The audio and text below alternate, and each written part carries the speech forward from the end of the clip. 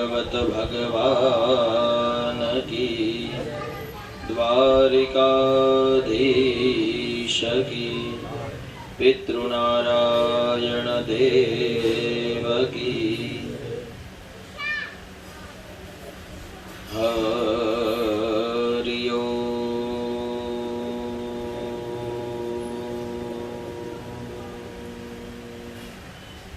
स्वस्ति श्री गणेशाय नमः। श्री शारदाय नमः। श्री परमात्मने नमः।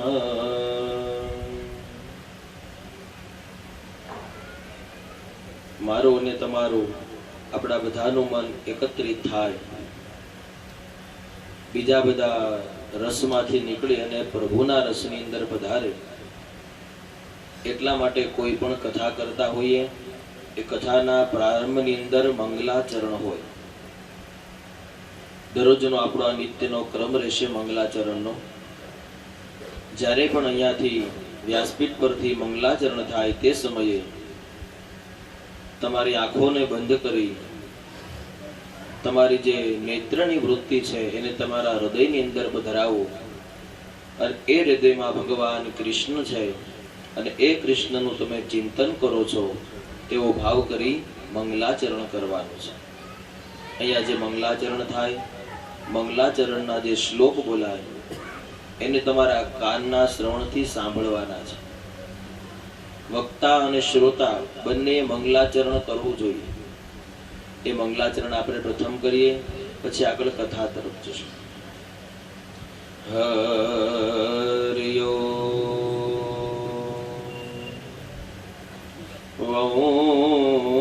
વંશી વિભૂષિત કરા નવનીર્દાવા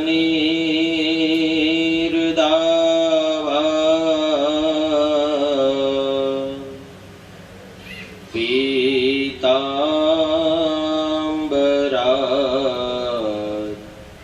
દરુણ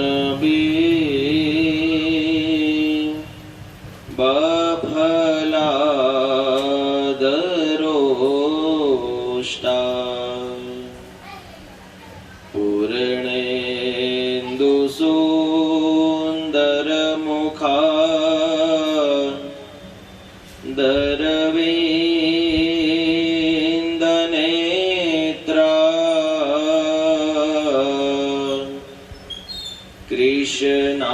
કૃષ્ણાત પર કિમપિ ત્વમહં ન જાને। કૃષ્ણ ત્વદીય પદપંકજ પંજરાંતે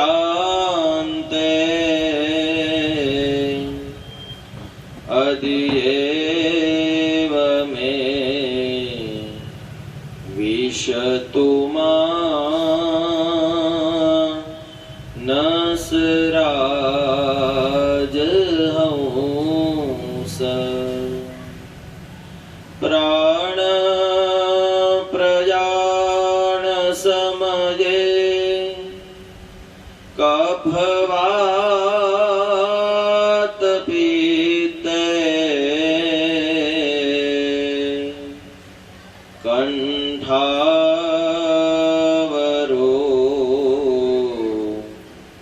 ધનવિદો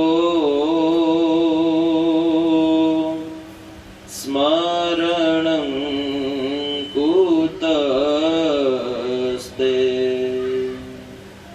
સ્મરણં કુતસ્તે। બોલો ભાગવત ભગવાન की, कृष्ण कन्हैया लाल की। द्वारिकाधीश की, पितृनारायण देव की, सद्गुरु देव की जय। हरे राम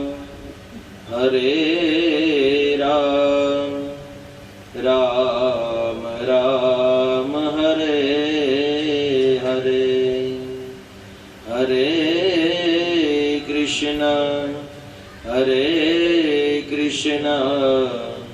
कृष्ण कृष्ण हरे हरे, कृष्ण कृष्ण हरे हरे।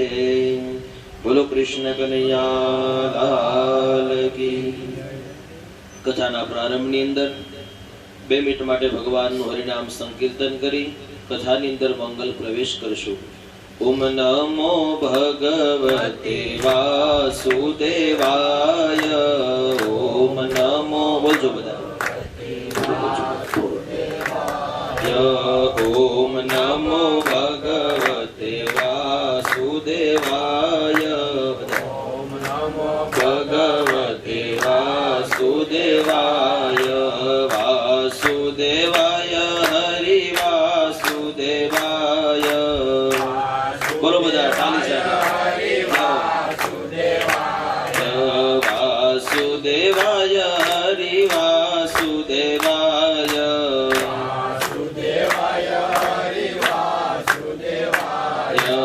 ओम नमो भगवते वासुदेवाय, ओम नमो भगवते वासुदेवाय, वासुदेवाय हरि श्री माधवाय, वासुदेवाय हरि श्री माधवाय, वासुदेवाय हरि श्री माधवाय, वासुदेवाय हरि श्री माधवाय। ओम नमो भगवते वासुदेवाय, ओम नमो भगवते वासुदेवाय, ओम नमो भगवते वासुदेवाय, ओम नमो भगवते वासुदेवाय। वासुदेव बोले एना पितृ राजी थाय, वासुदेव बोले एना पितृ राजी थाय, वासुदेव बोले एना पितृ राजी थाय, वासुदेव बोले एना पितृ राजी थाय। बोलो ओम नमो भगवते वासुदेवाय, ओम नमो भगवते वासुदेवाय, ओम नमो भगवते वासुदेवाय, ओम नमो भगवते वासुदेवाय, ओम नमो भगवते वासुदेवाय, ओम नमो भगवते वासुदेवाय। बोलो कृष्ण कन्हैया लाल की, भागवत भगवान की जय। जरोस करे बધી જશે, આપી લો બધાને।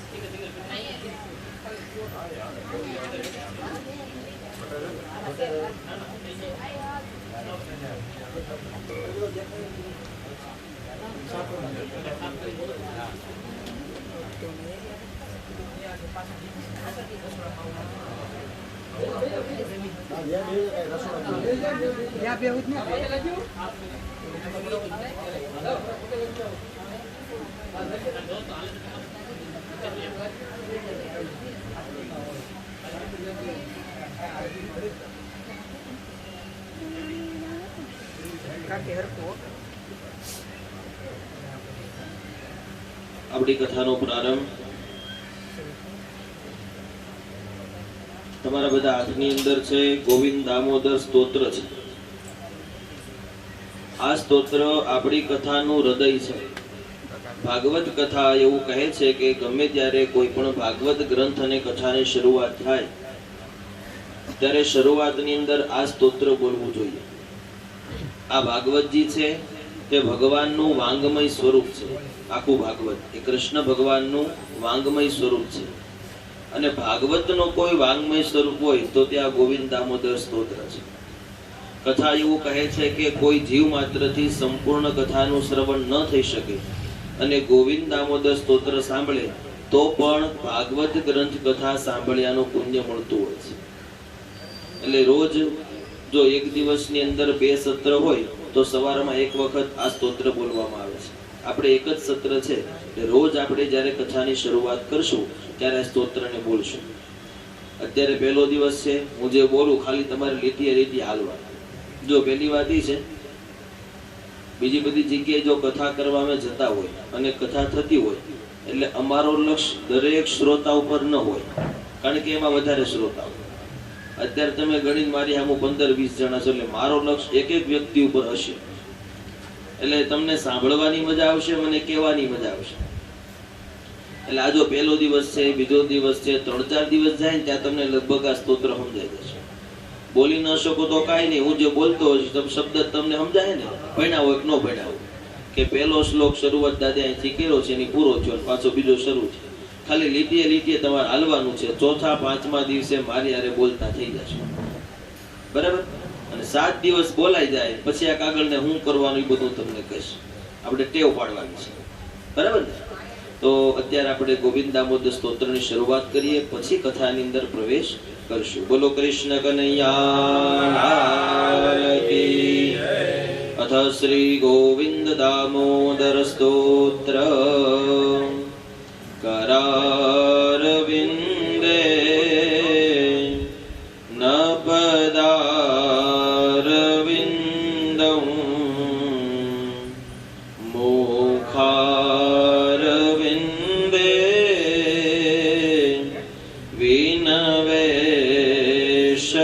विनवेशयन्त वतस्य पत्र शपुटे शयानं बालमुकुन्द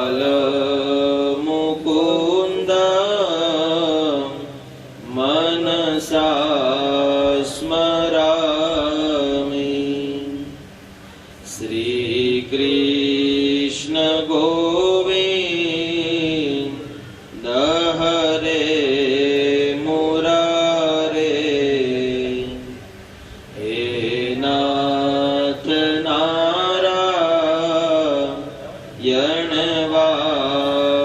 वासुदेव जिहवे पिबस्वा मृतमेतदेव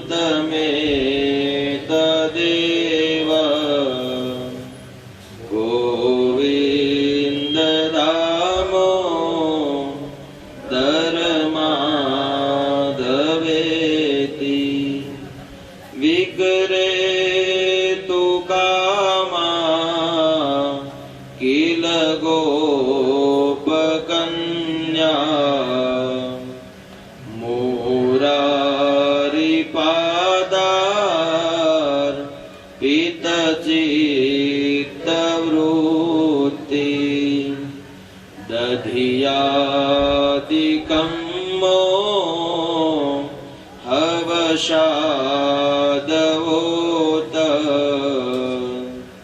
गोविन्द दामोदर माधवेति गृहे गृहे गोपवधू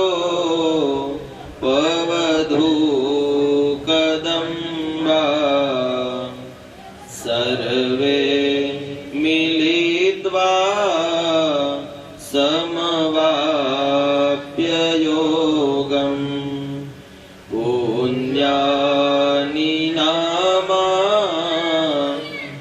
पठन्ति नित्यम् गोविन्द दामोदर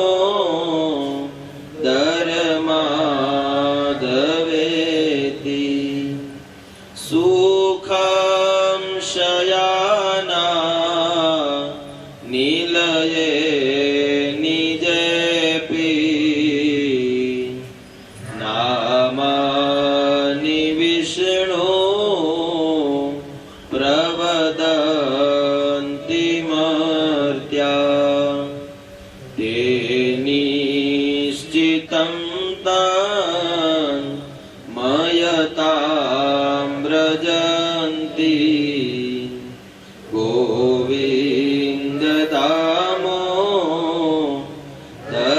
માધવેતી જીહવે સદેવા ભજ સુંદરાણી નામાની કૃષ્ણા સ્યમનોહરાણી સમસ્ત ભક્તાર્તિ વિનાશનાની ગોવિંદ દામોદર માધવેતી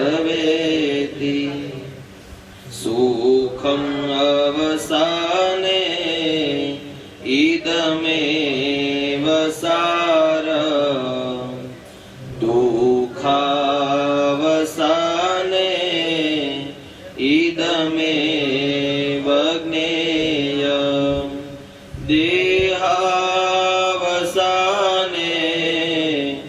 ઇદમેવ જાપ્યં ગોવિંદ દામોદર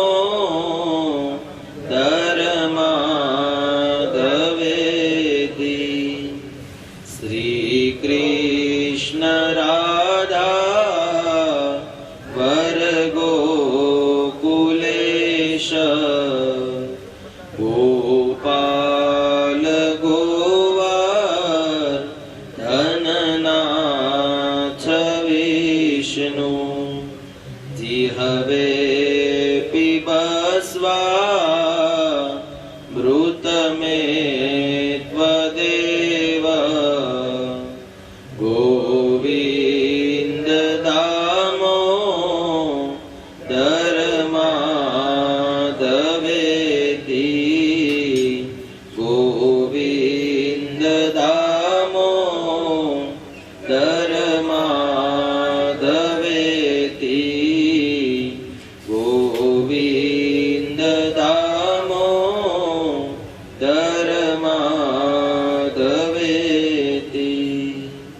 ગોવિંદ માધવ સ્તોત્રનો પ્રેમથી પાઠ જે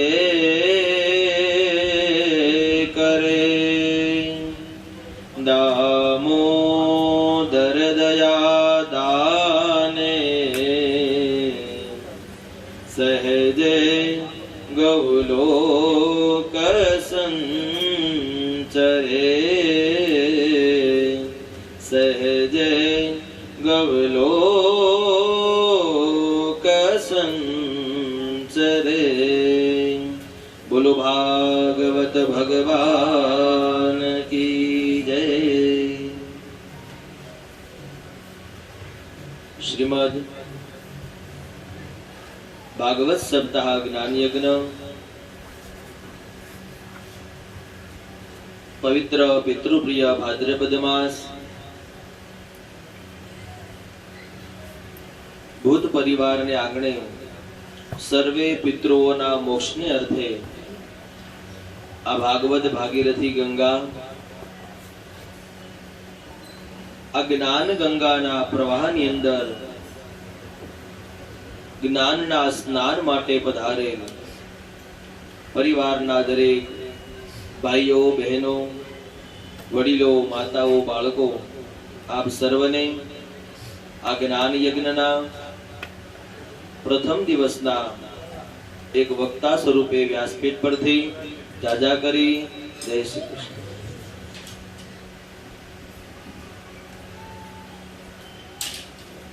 પ્રભુની કથા રૂપી આ જ્ઞાન યજ્ઞની અંદર પ્રવેશ કરીએ।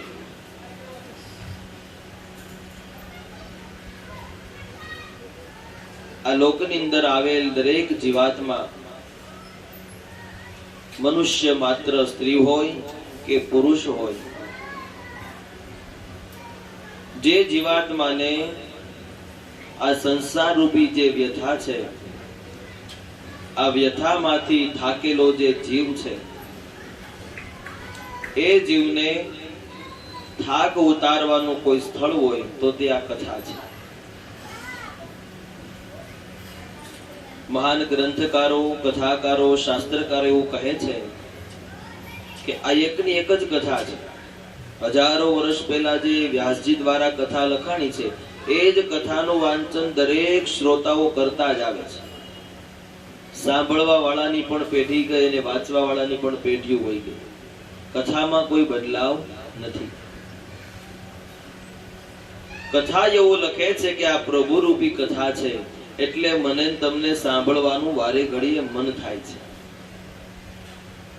ગમે એટલા કરોડના ખર્ચે સારું એવું પિક્ચર બન્યું હોય તો વધીને થિયેટરમાં કેટલું ચાલે? મહિનો ચાલે, 2 મહિનો ચાલે, બહુ તો ચાલો 6 મહિના ચાલે. અને તમે એને એકવાર જોઈ આવો, બીજી વાર જોઈ આવો, ત્રીજી વાર જોવાનું મન થાય. પણ આ ભાગવત રૂપી એક કથા ગંગા એવી છે જેને તમે આજ સાંભળો તો કાલે સાંભળવાનું મન થાય, એકવાર સાંભળો તો 10 વાર સાંભળવાનું મન થાય. એવી આ ભાગીરથી ગંગા છે જે આજે કંઈક તમારા પિતૃઓના આશીર્વાદથી, કંઈક પ્રભુની કૃપાથી તમારા આંગણે ભાગવતજી પધાર્યા છે. આ કથાને, આ પ્રસંગને સંપત્તિ, કેપેસિટી, પૈસા સાથે કોઈ લેવા દેવા નથી. સમજો છો ને? આ એક તમારા રૂપી જ આપણે દાખલો જોઈએ. આ તમે કથા કરી છે, તમે બધા સાંભળો છો. અમારે કથા તમને કહેવાની છે. કદાચ 50 લાખના ખર્ચે હોય તો મારે અહીં બેસીને આમ જ કહેવાની છે ને. કદાચ કોઈ વ્યક્તિ 1 કરોડ રૂપિયા વગાડે છે એમાં કઈ નવી કથા ન આવે, એમાં આ જ કથા આવે છે. અને તમે પરિવાર ભેગા જશો સરસ આ કથા મંડપ જેવું તમે બનાવી દીધું છે, એમાં આ જ કથા આવશે. પણ કહેવાનું તાત્પર્ય છે ખાલી પૈસાથી કોઈ દિવસ કથા થતી નથી. ભાગવતજીની કૃપા થાય, ભગવાન કૃષ્ણ પરમાત્માનો હુકમ થાય અને તમારા ઘરે કંઈક સદલક્ષ્મી હોય ને ત્યારે આવા વિચાર આવે. તમારા આંગણે આવ્યો છું, તમને કહું છું એ વાત નથી, દરેક જીવ માત્રની વાત છે કે તમારા ઘરની અંદર કંઈક સદકર્મ રૂપી લક્ષ્મી આવે તો જ તમને આ કર્મ કરવાનો વિચાર આવે છે. નહીતર થઈ શકતું નથી. ઘણો બધો અત્યારે સમય છે, રોજ સાંજે 3 દી એકવાર પાર્ટી થાય, પૈસા આવે ને એટલે. પણ એ જ પૈસો તમારા ઘરની અંદર નીતિનો આવ્યો હોય, સારી બુદ્ધિથી કમાયેલો આવેલો હોય, એ પૈસો હોય ને તો જ આવા વિચાર આવી શકે છે. લોકો વાતો કરી કરીને ગુજરી ગયા છે તો એક સત્યનારાયણની કથા થઈ નથી. સમજો, અમારા ઘરે કંઈક કામ કરવું છે એમ કરી કરીને આખો જન્મારો વયો જાય છે તો એક સત્યનારાયણ ભગવાનની 2 કલાકની નાની કથા થતી નથી. શું કામ? કે ત્યાં હજી પુણ્યનો ઉદય થયો હોય ને. હજી એકવાર ભાર મૂકો, પૈસાથી કઈ ન થાય. ઘણા લોકો કહેતા હોય છે કે એની પાસે પૈસો છે, કેપેસિટી છે, કરે છે. પૈસાથી કોઈ વસ્તુ થતી નથી. પૈસો તો એક આર્થિક વસ્તુ છે અને સમયને લક્ષ્મી આ ધ્યાનમાં રાખીને તમે આ બધું આપો છો. કદાચ તમારા આંગણે આવ્યો છું, તમને ખબર પડે કે દાદા આપણે અહીંયા હાથથી આવ્યા ને આવું આપવું પડે, તમે આપવાના છો. એક વસ્તુ જ આખી અલગ છે. પણ ભગવાનની કૃપા થાય, એક દેવનો રાજીપો થાય તો તમારા આંગણે આ ભાગવતજી આવે છે. કીધું એમ તમને આ 7 દિવસ મળ્યા છે. ભગવાનની પ્રાપ્તિ કરવા માટેના 7 દિવસ તમને આ મળ્યા છે. આજીવન આપણે ધંધો કરવાનો છે, વ્યવહારમાં રહેવાનું છે, એકબીજાની સાથે જોડાવાનું છે, બધું કરવાનું જ છે. પણ તમારી આખી જિંદગીના કંઈક આવા દિવસો હોવા જોઈએ કે જેનાથી તમે આખી જિંદગીનું કંઈક કરી શકો. 7 દિવસ રહી અને જો પ્રભુમય થઈ જશો તો આખી જિંદગી કાંઈ કરવું પડશે નહીં. એટલે સામે ચાલીને ભગવાને તમને અવસર આપ્યો છે. અને સમજો, કોઈ પણ એક વ્યક્તિ આની અંદર નિમિત્ત બનતું હોય છે. ક્યારેક તમારા આંગણે આ સત્કર્મ થાય, ક્યારેક તમને બેઠા બેઠા વિચાર આવે, કોઈ સિદ્ધ પુરુષ હોય એ તમને વિચાર આપે કે તમારા આંગણે આવું કાર્ય કરો. કોઈ બ્રાહ્મણ હોય એ તમને કદાચ એમ કે તમારા ઘરે આ કાર્ય કરો. એ ભગવાને એને નિમિત્ત બનાવીને તમારી પાસે મોકલા હોય છે. એવું પણ નહીં વિચારો કે આને કીધું છે ને આપણે આ કરવા બેઠા છીએ. તમારો આજે સમય પાક્યો છે તો તમે આ કર્મ કરવા બેઠા છો. અને આમ જોવા જઈએ ને તો આવી કથા વધારે ઉત્તમ. હવે તમે કદાચ બહુ મોટી કથા બેસાડો, તમારે મહેમાન ને આગતા સાગતા રહેવું પડે, હે લાંબુ કરો, વેલા બોલાવો, બધું રહેવું પડે ને. એમ કે ભાઈ મનસુખભાઈ રમેશભાઈ ને ક્યાંક પાણી નું નોંધ પૂછું, કથા બેઠા આપણે લખમણ દાદા આવીને બેસી જાય. પણ કીધું એમ, તમે જો આ કથા કરો તો આમાં કોઈને રંજ રહેતો નથી. અહીંયા બધા ભગવત પ્રાપ્તિને માટે આવતા હોય છે. અને જ્યારે જ્યારે તમે કથા પંડાલની અંદર હોય, કોઈ સત્કાર્યની અંદર હોય, કોઈ દેવકાર્યની અંદર હો, ત્યારે માન, મોભો, મર્યાદા, આવકાર આ બધું ભૂલી જવાનું હોય છે. એ બધું કરવાના ભગવાને ઘણા સમય ને ઘણા પ્રસંગો આપ્યા છે કે ભાઈ અમારે ધ્યાન રાખવું પડે, આનું આ આવે તો આનું ધ્યાન રાખવું પડે. આવનાર વ્યક્તિએ પણ પ્રભુની સાથે જોડાઈ જવું જોઈએ. જો કે તમે કીધું એમ ભાવ તો આપણો મોટો હતો, પણ જગ્યાના ભાવના કારણે આપણે સીમિતતાથી બધાને બોલાવી શકીએ છીએ. બાકી આ કથા એવી છે કે આની અંદર આમંત્રણ હોતું નથી. કોઈ પણ જગ્યાએ જ્યાં દેવ કાર્ય થતું હોય, પ્રભુની કથા થતું હોય, ત્યાં પૂછ્યા વગર જવું જોઈએ, એવું ભગવાન કહે છે. હજી કોકના ઘરે લગ્ન હોય ને તો ત્યાં પૂછ્યા વગર ન જવાય કે ત્યાં ભાઈ 300 ની ડીશ થાય, આપણે જઈએ તો હે. અહીંયા તો ભગવત રૂપી ચર્ચા છે. તમારી પાસે જે જ્ઞાન છે તમારે બીજાને વહેંચવાનું છે. એટલે આની અંદર કોઈ અપેક્ષા રાખવાની હોતી નથી. જેવો સદભાવ તમને મળ્યો છે, તમારી સાથે અમારા પણ અહોભાગ્ય છે. ભગવાનની કૃપાથી કઈક બ્રાહ્મણ છે, એ અમારું આ કર્મ છે, અને આ શાસ્ત્રને અમે ભણ્યા છે. અમારે આને રોજ ખોલવું જ છે, પણ સામે શ્રવણ વાળા મળતા નથી. કીધું એમ પૈસાથી કાંઈ ન થાય. તમે કદાચ 7 દિવસ તમારા આંગણે આવ્યો ને તમે મને નાગરવેલના પાન ઉપર 1 રૂપિયો આપો, મને શું થઈ જવાનું છે?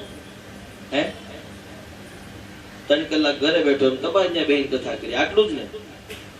બ્રાહ્મણને આ જાતનો કોઈ પણ પ્રકારનો રંજ હોતો નથી. મારી પોતાની તમને વાત કરું છું. બાકી આ કલિયુગ છે, સમય છે, બધાને અલગ અલગ અનુભવો પણ થતા હોય છે. એટલે કીધું એમ પૈસા છે એ આર્થિક વસ્તુ છે, જીવન જીવવાને માટે છે, પણ પ્રભુને મેળવવા માટે તો કથા જ ઉત્તમ છે. આટલું બધું સમજાવવાનું કારણ કે તમારી પાસે મારે 7 દિવસ લેવાના છો.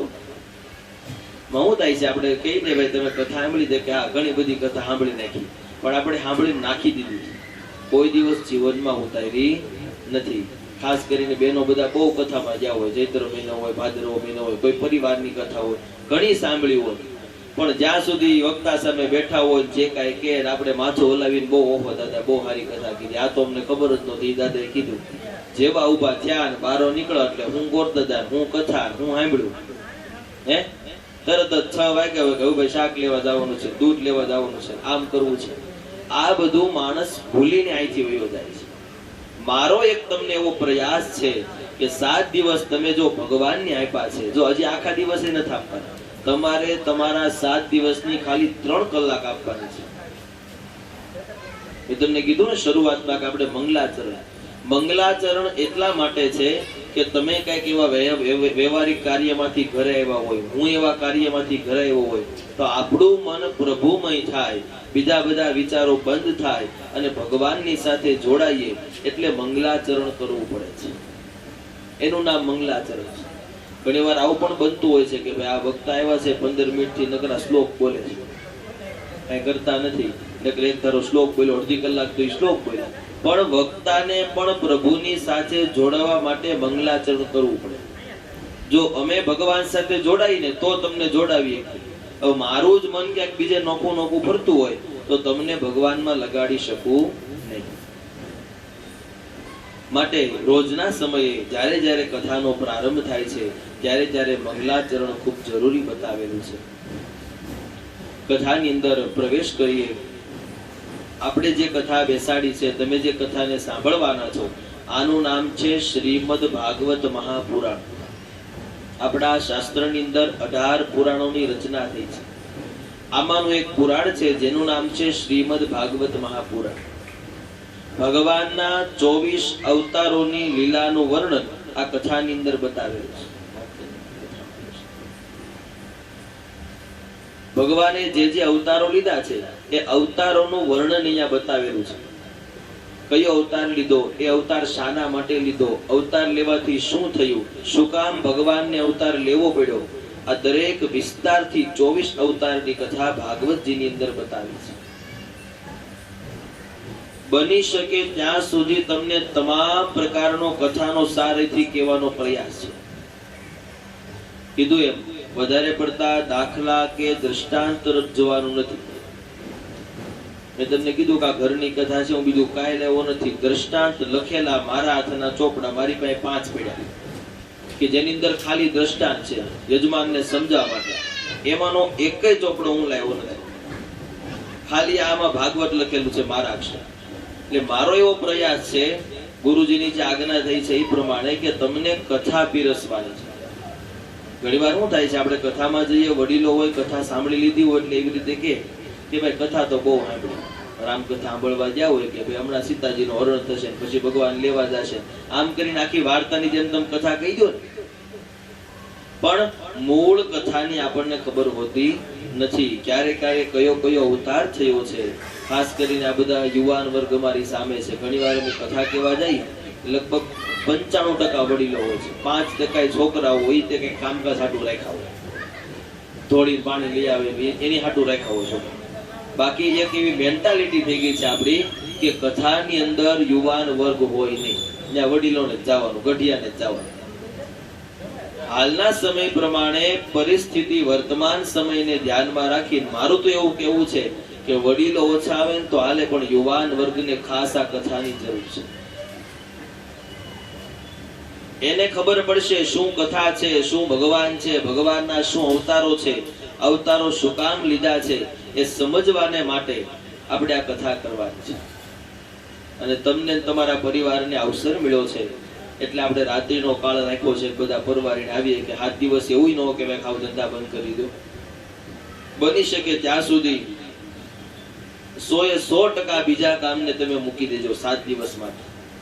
કદાચ તમારા ના પાડવાથી કોઈને ખોટું લાગતું હોય તો એ કરી નાખજો કથાને માટે, કે ભાઈ પરમ દિવસે સાંજે 8:30 મળવા જવું પડે એમાં છે, નકર નથી હાલે. એને પણ એકવાર જવા દેજો. એટલી પ્રાધાન્યતા તમારે કથાને આપવાની છે. તમારી પાસે ખાલી 7 દિવસ માંગવાના છે. અમારું તો આ રોજનું નિત્યક્રમ છે. અહીંથી પૂરું કરશે બીજે કોક બોલાવશે ત્યાં જાવ. અમારો તો રોજનો વિષય છે. તમારા માટે આ ક્યારેકનો વિષય છે અને આ અવસર ક્યારેક જ આવે છે. માટે દરેકને કથાને લક્ષ્યમાં લઈ, કથાને ધ્યાનમાં રાખી આ કથાનું શ્રવણ કરવાનું છે. લગભગ બધી જ કથા તમને સમજાય, તમારા સુધી ઉતરે એવી જ રીતે અહીંયાથી કહેવામાં આવશે. છતાં પણ તમને આની અંદર કઈ ન સમજાય, તમને કઈ પ્રશ્ન ઉદ્ભવે તો કથા પૂર્ણ થયા પછી તમે મને 100% પૂછી શકો છો. ખાસ કરીને યુવાનોના મગજની અંદર તર્ક આવે, વિતર્ક આવે. તમે તો આ કીધું પણ આ શું કામ? તો એના તર્ક વિતરને પૂરો કરી અને જવાબ આપવો એ અમારી ફરજ છે. પણ ક્યારે થશે? જો તમે કથાને સાંભળશો તો. ઘડિયાળની સામું જોઈને બેસો, ક્યારે 11:30 વાગે દાદા પૂરું કરે ને આપણે હોઈ જઈએ તો નહીં ભેગું થાય. માટે કથાને લક્ષ્યમાં રાખી, કથાને ધ્યાનમાં લઈ આપણે કથાની અંદર પ્રવેશ કરવો છે. ભાગવત ભાગીરથીના લક્ષણો બતાવ્યા. ભાગવત શું છે? પ્રથમ કહે છે, ઘણા બધા વેદકારો, શાસ્ત્રકારોએ લખી ગયા છે કે ભાગવત છે એ પુરાણોનું તિલક છે. 18 પુરાણ છે. 18 પુરાણમાંથી કોઈ શ્રેષ્ઠ હોય તો શ્રીમદ ભાગવત છે. બીજા બધા પુરાણની અંદર એક દેવોનું ગાન કરેલું છે. ભાગવત એવો એક જ ગ્રંથ છે જેની અંદર 24 અવતારોનું વર્ણન કરેલું છે. એવી આ ભાગવત ભાગીરથી છે. અને કથાકાર એવું પણ કહે છે, ગ્રંથકારો પણ કહે છે કે વિદ્યાવતામ ભાગવતે પરીક્ષા, વિદ્વાન વ્યક્તિની પરીક્ષા ભાગવતની અંદર થાય છે.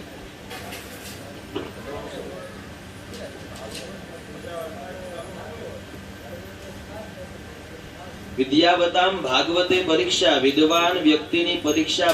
અમે પણ આમાં અટવાઈ જાય છે. મેં લગભગ 18-19મી કથા તમારે ત્યાં થાય છે, છતાં પણ હજી અમે અટવાઈ જઈએ છીએ ક્યાંથી કઈ કથા કેમ લેવાની છે. હજી રામાયણ હોય ને તો આખી અમે તમને કીધું, તમને પૂછું તમે કહી દો વાર્તાની જેમ કે રામાયણમાં આમ થયું, આમ શરૂઆત થઈ, ભગવાન વનમાં ગયા ને આવી રીતે થયું. પણ ભાગવતની અંદર ખૂબ અટપટી કથા છે. તમે 10 મિનિટ માટે પણ મારાથી આગા જાશો એટલે તમારું પૂરું આજના દિવસ. આ 100%ની વાત છે. 10 મિનિટ તમે કથાને છોડીને બીજે ક્યાંક મન લઈ ગયા, પછી દાદા ક્યાં હતા ને હવે ક્યાં પોકશે એ તમને કાલ ખબર પડશે. એટલે અમારે પણ કથાને એટલી લક્ષમાં રાખવી પડે છે. એવી આ સુંદર સરસ કથા છે. વિદ્યાવતામ ભાગવતે પરીક્ષા ભાગવત પુરાણ તિલકમ, આવા અલગ અલગ સ્તોત્ર આની અંદર લખાઈ ગયા છે. કથા ગ્રંથ એવું કહે છે, જ્યારે જન્માંતરે ભવેત પુણ્યમ યદા ભાગવતી કથા. ભાગવતના મહાત્મ્યનો ત્રીજો ચોથો શ્લોક અહીંયા એવું કહે છે, જન્માંતરે ભવેત પુણ્યમ યદા ભાગવતી કથા. જન્મો જન્મના પુણ્ય ભેગા થાય ત્યારે આ ભાગવત કથા સાંભળવા મળે છે. આ જન્મના નહીં, જન્મો જન્મના. ઘણા જન્મ પહેલા તમે તમારા વડીલોએ કંઈક ને કંઈક સારા કર્મ કર્યા છે, ત્યારે તમારી આ પેઢીએ આ કથા કરી છે અને સાંભળવાનો મોકો મળ્યો છે. મેં કીધું એમ તમારે તો એવું જ રાખવાનું છે કે આપણે બહુ મોટી કથા કરી છે. ઘણા બધા મારી સામે શ્રોતા છે, હું એમ જ રાખું છું. અને એમાં આ છોકરા કઈ ઘટવા નથી દીધું, બધું કથા સ્થળ જેવું બનાવી દીધું છે. આ કઈ મકાનનો રો હાઉસ ની રૂમ કે હોલ કઈ રહેવા દીધી નથી. આપણું એક કથા પંડાલ જ બની ગયું છે. એવો ભાવ મનમાં રાખીશું ને તો જ કથા સાંભળવાની મજા આવશે. એવી આ કથા જન્માંતરે ભવેદ પુણ્યમ યદા ભાગવતી કથા. જન્મો જન્મના પુણ્ય ભેગા થાય તે સમયે જ આવી કથા સાંભળવાનો લાહવો મળે છે. પ્રભુને પ્રાર્થના કરવાની છે કે આ કથા સાંભળવાનો લાહવો મળ્યો છે, 7 દિવસ આ મોકો અમને આપજો. ઘણીવાર લોકો સાથે આવું બને છે, પહેલો દિવસ હોય, બીજો દિવસ એવું કારણ બને કે છેલ્લે દિવસ સુધી કથામાં ન આવી શકે. તમે પણ બધા પરિવારજનો છો. આપણા બેન ની વાત થઈ ને, પગ જરાક મવડાઈ ગયો, હવે ઊભું થવું હોય તો ન થવાય, સાંભળવી જ પડે એમ. એટલે ભગવાન ઈ કૃપા કહેવાય. એક મારા મત પ્રમાણે જાવ તો કૃપા કહેવાય. નકર હમણાં આમાં કોકને જાવ હોય તરત છટકી જાય, હાલો હમણાં આવું છે કરીને હવા ક્યાં રાતી જાણે આવે. બધા પ્રકારના શ્રોતાઓ અમારી સામે નીકળે. પણ કીધું એમ, જો તમારા ભાગ્યની અંદર હોય તો જ તમને ભગવાન અહીંયા પહોંચાડે છે. આમાંથી કોકને આવવાનું છે, તમે કીધું છે કે ભાઈ છોકરા વહેલો નીકળી જશે, 7:30 આવી જશે, પણ જો ભગવાનની કૃપાની ઈચ્છા હશે તો જ હવા 8 કથા સ્થળે પહોંચશે. નકર ગમે મટવાઈ જાય 10 વાગે આવશે. એટલે તમે જ્યારે 8:30 કથા શરૂ થઈ અને જો એ સામે બેસી ગયા તો ભગવાનનો ઉપકાર માનવાનો છે. મારે તમારે બે મારે 7 દિવસ કથા પૂરી કરવી જ છે, પણ આ કલિયુગ છે, વર્તમાન છે, સ્થિતિ છે. હું ને તમે કાલનું કાંઈ નક્કી કરી શકીએ નહીં કે કાલે આપણે કાર્ય કરશું. એમ ભાગ્યની અંદર હોય તો જ આ કથા સાંભળવા મળતી હોય છે. અહીંયા બેઠા પછી પણ કથા સાંભળવી અને મગજમાં ઉતારવી એ પણ હરિકૃપા છે. ખાલી કથા મંડપમાં આવી ભાગવતજીની સામે બેસી જવાથી કાંઈ મળતું નથી. 11:30 પૂરી થાય તમે અંદર અંદર ચર્ચા કરજો, હું કીધું એમાં 1-2 નીકળશે કઈ ખબર જ નથી. એટલે એ પણ ભગવાનની કૃપા હશે, ભગવત રૂપી બુદ્ધિ મળશે, ત્યારે તમે આ કથાને જીવનમાં ને મગજમાં ઉતારી શકશો. એટલે હરિની કૃપા હોય તો જ આ કથા સંભળાય છે. કીધું એમ આપણે તો સંક્ષિપ્તની અંદર આ કથા છે એટલે ભગવાનનું સવારે સારા એવા ગીત ગાન આપણે ભગવાન પોથીજીને બજાવ્યા. ટૂંકમાં બતાવું તો ગામની અંદર આવી રીતે ભાગવત કથા થતી. વાજતે ગાજતે બધા ઢોલ નગારા સાથે પોથીજીને પહેલા દિવસે લાવતા હતા. બધાને ખૂબ આનંદ કે આપણે કથા સાંભળવી છે. દ્રષ્ટાંત આપીને સમજાવવા માંગુ છું કે જો ભગવાનની કૃપા હોય ને તો જ આ કથા સંભળાય, બાકી તમે ધારો એમ સંભળાતી નથી. આવી રીતે કથા વાજતે ગાજતે લાવતા હતા. બાળકો હતા, માતાઓ હતા, વડીલો હતા. એમાં 70-80 વર્ષના વૃદ્ધ વડીલ હતા. થયું કે હવે હું નિવૃત્ત થઈ ગયો છું, મારે ભગવાનની કથા સાંભળવી છે. આખી જિંદગી કઈ થયું નહોતું. હવે આ 7 દિવસ આપણા ગામમાં વક્તા આવ્યા છે અને 7 દિવસ કથા કહેવાના છે, તો આપણે આ કથાને સાંભળવી છે. આવો ભાવ કરી જતા હતા. ધીમે ધીમે ઢોલ નગારા શરૂ હતા, ગીતો વગડાતા હતા, એમાં ફટાકડા ફૂટતા હતા. જોરથી એક ફટાકડો ફૂટ્યો અને દાદાને ધાક પડી. દાદા એવા કથા મંડપમાં, કથા શરૂ થઈ, વક્તા બોલે પણ દાદાને કઈ સંભળાય. શું થયું? ધાક પડી. દ્રષ્ટાંત એવું લખે, 1 દી ગયો, 2 દી ગયો, 5 દી ગયા, 7 દી ગયા, કથા પૂરી થઈ ગઈ, ધાક ખુલી. દાદા રોજ વિચાર કરે ખુલી જાય તો કઈ સાંભળો. છેલ્લે પાછી સરપંચના ઘરે પોથી જાતી હતી, પોથી જાતા પાછા ઢોલ વગાડ્યા ને પાછા ફટાકડા પડ્યા, બીજો મોટો ફટાકડો ફૂટ્યો ને તે ધાક ખુલી ગઈ. પણ હવે શું કામ નહીં? એમ કથા એવું કહે છે, ક્યારે ભગવાન મને તમને આ કાનમાં ધાક બેહાડી દે એ મારા તમારી હાથની વાત નથી. એટલે બેઠા છો અને સંભળાય છે એટલે હરિની કૃપા માંગો. એમ જન્મો જન્મના પુણ્ય ભેગા થાય ત્યારે જ આ કથાનું હું ને તમે શ્રવણ કરી શકીએ છીએ. આ કથાની અંદર 18,000 શ્લોક છે. તમે જે ગ્રંથને સાંભળવા બેઠા છો એની તમને મહત્વતા ખબર હોવી જોઈએ. મેં પહેલા તમને નામ આપ્યું કે શ્રીમદ ભાગવત મહાપુરાણ આ ગ્રંથનું નામ છે. 18,000 આની અંદર શ્લોક આવેલા છે. 12 સ્કંદ છે. એ 12 સ્કંદની અંદર 365 અધ્યાય છે અને 1.25 લક્ષ અક્ષર છે. એવડું આ ભાગવત છે.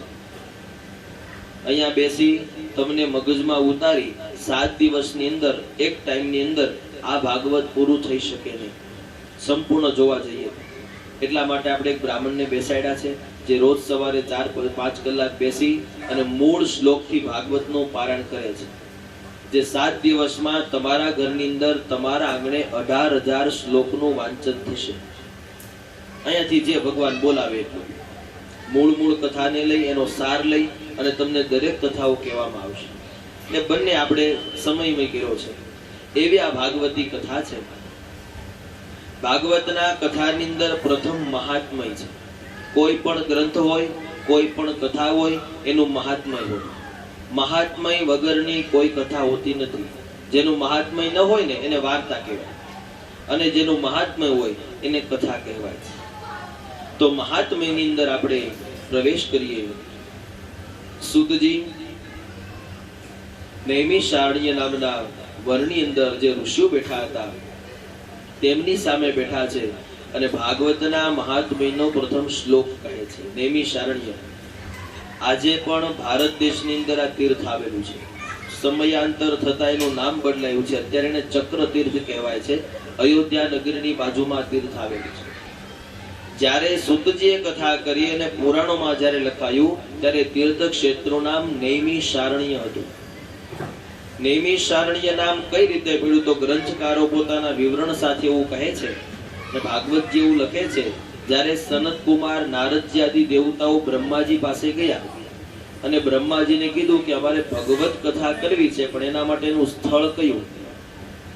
ત્યારે બ્રહ્માજીએ પોતાની માનસ શક્તિથી એક નેમી તત્વ બહાર પાડ્યું જેનું નામ નેમી કીધું અને કીધું આ નેમી નામનું ચક્ર છે. આ ચક્ર જ્યાં જાય એની પાછળ જાઓ. ચક્ર જ્યાં ઊભું રહી જાય ત્યાં તમારે કથા કરવા.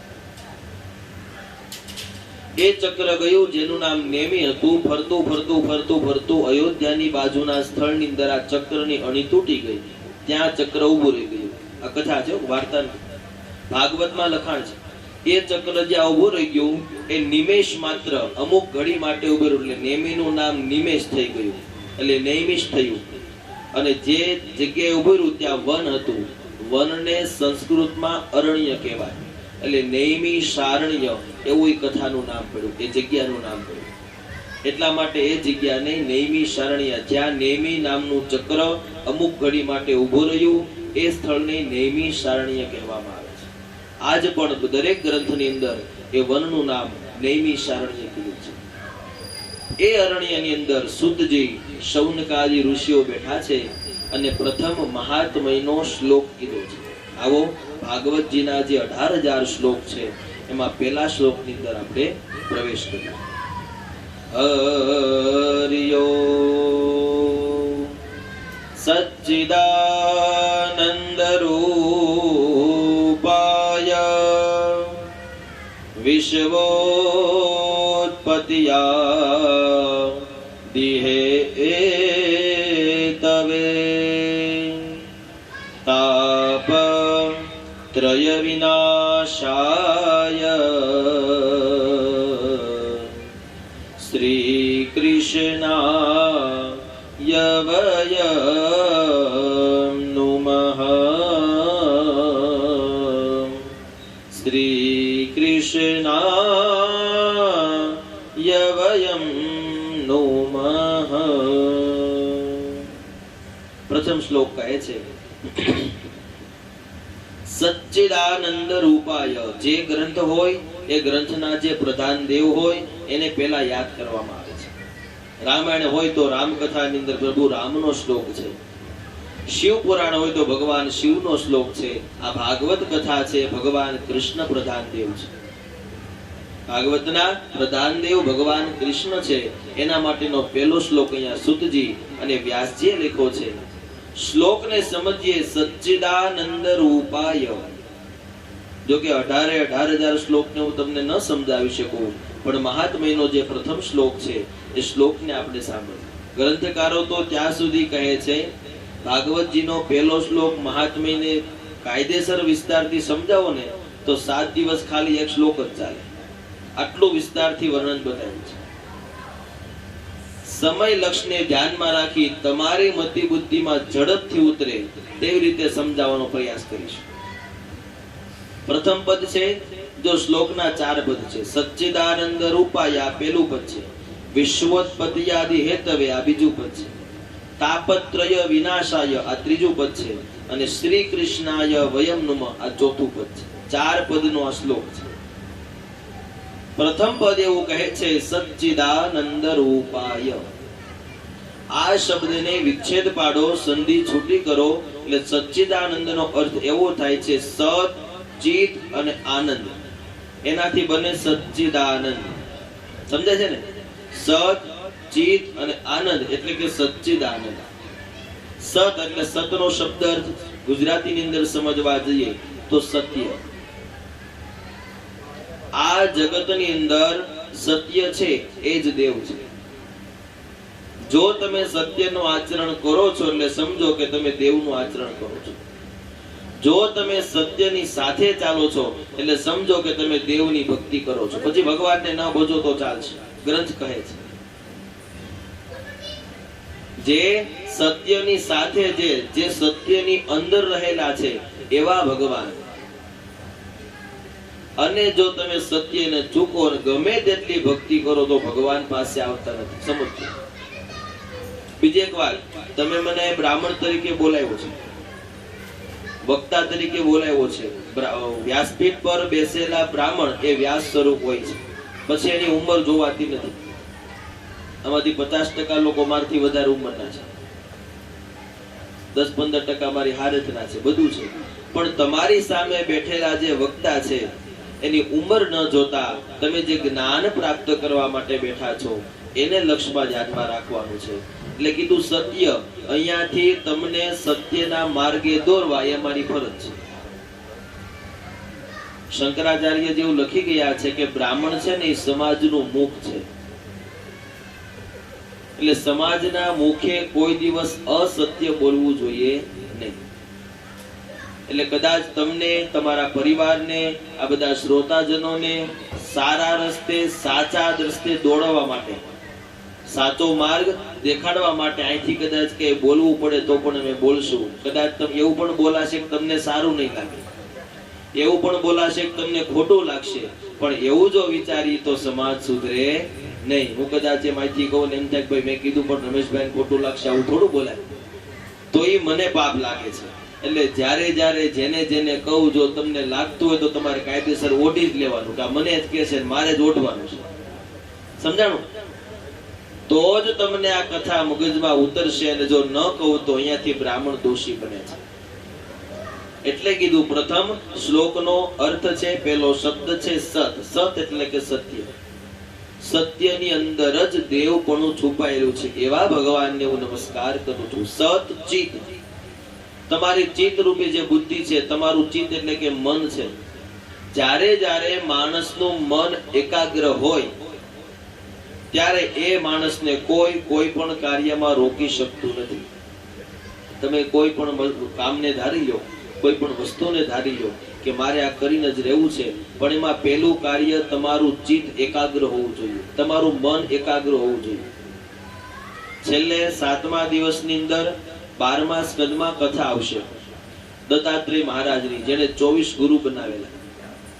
એ દત્તાત્રેય મહારાજે ગુરુ બનાવેલો જે બાણ બનાવનાર લુહારને, એ પણ એનો ગુરુ હતો.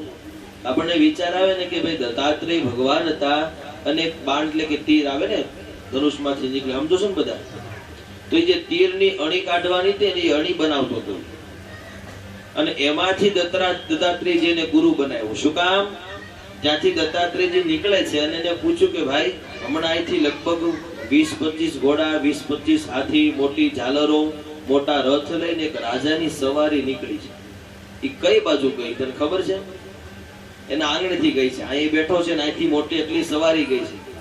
ત્યારે એ તીર બનાવનાર લુહાર કહે છે કે મને કઈ ખ્યાલ નથી, હું તો અમારી તીરની અણી બનાવું છું. સમજો. ત્યારે દત્તાત્રેયજી એને પણ ગુરુ બનાવ્યો છે કે જ્યારે જ્યારે તમારું મન એકાગ્ર હોય, તમારું ચિત્ત એકાગ્ર હોય તો એ કાર્યને કોઈ રોકી શકતું નથી. એમાં શ્લોકનો બીજો અર્થ એવું કહે છે સત ચિત્ત, તમારું ચિત્ત એકાગ્ર હોવું જોઈએ. અહીંથી કથા બધી જાય છે, સીધે સીધી ઉતરવી જોઈએ. કાંઈ ન ઉતરે તો કાંઈ નહીં, 7 દિવસની અંદર અહીંયાથી બોલાયેલું એક વાક્ય પણ તમારા જીવનમાં ઉતરી ગયું એટલે તમારી આ કથા સાર્થક. મેં કીધું એમ તમારી આ કથાનો ધ્યેય એક નથી કે ખાલી પિતૃઓને મોક્ષ. જ્યારે જ્યારે ભાગવત કથા થતી હોય છે ત્યારે અવશ્ય પિતૃઓને મોક્ષ મળે ને મળે. આ છેલ્લો સ્ટેપ છે, આનાથી આગળ કોઈ સ્ટેપ જ નથી.